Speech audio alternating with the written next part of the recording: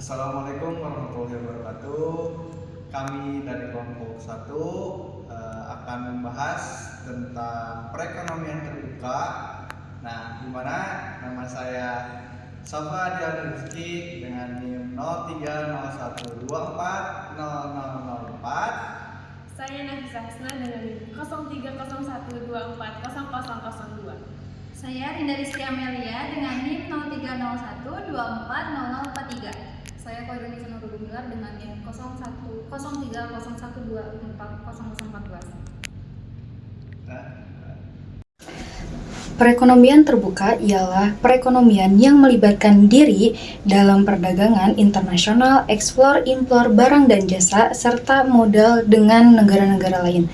Nah, perekonomian terbuka ini juga sering dikenal sebagai perekonomian 4 sektor, yang merupakan sistem ekonomi yang menjalankan hubungan dagang dengan negara-negara lain melalui aktivitas ekspor dan impor. Dalam sistem ini, aktivitas ekonomi melibatkan 4 sektor utama yang akan dijelaskan oleh rekan saya. Perekonomian 4 sektor. Apa saja sih di dalamnya? Nah, yang pertama ada sektor rumah tangga. Sektor rumah tangga di sini sebagai konsumen yang membeli produk hasil dari produsen.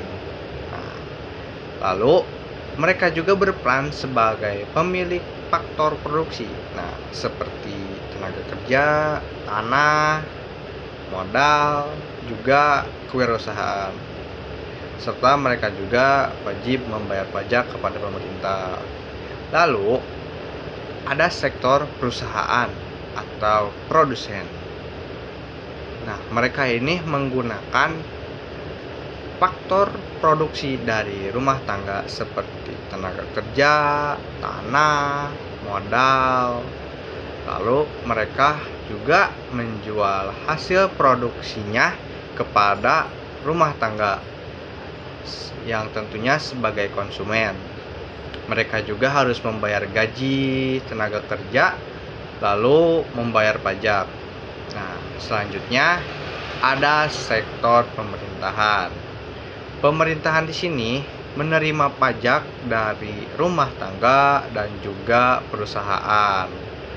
Lalu mengatur dan mengawasi kegiatan ekonomi yang ada di daerah tersebut.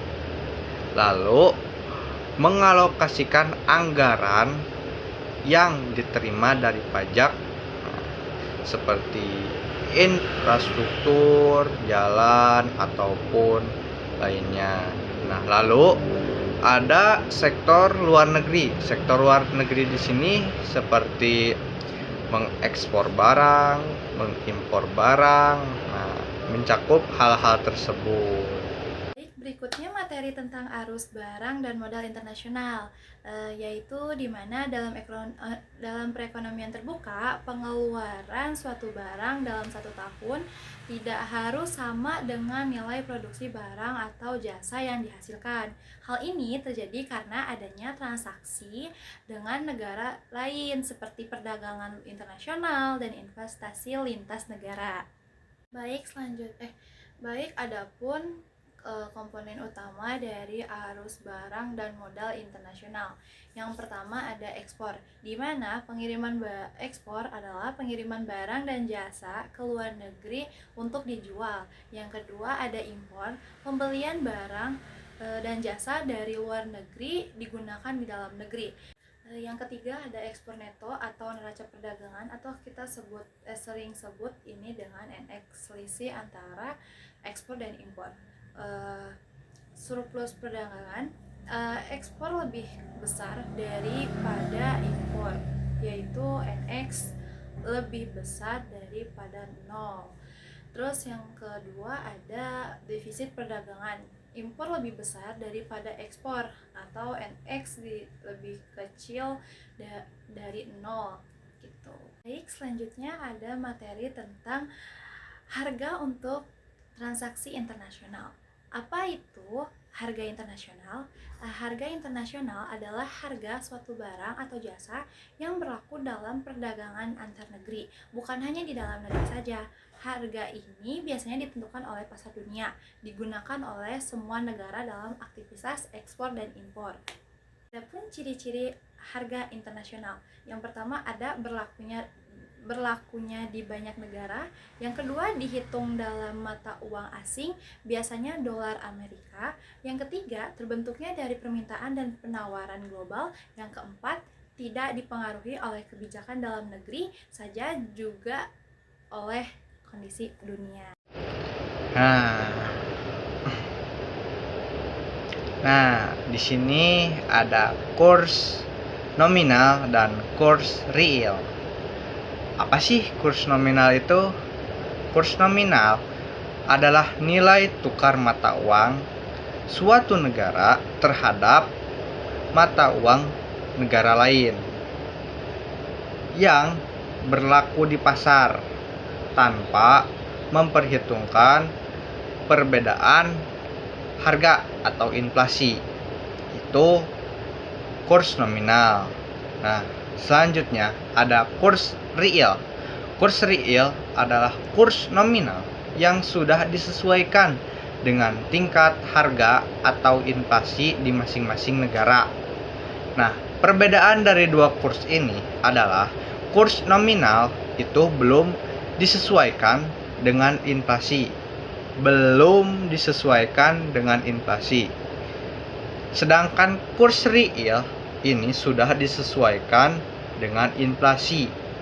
Nah, perbedaan dari kedua kurs tersebut hanya terletak pada disesuaikan atau tidaknya dengan inflasi dari masing-masing negara.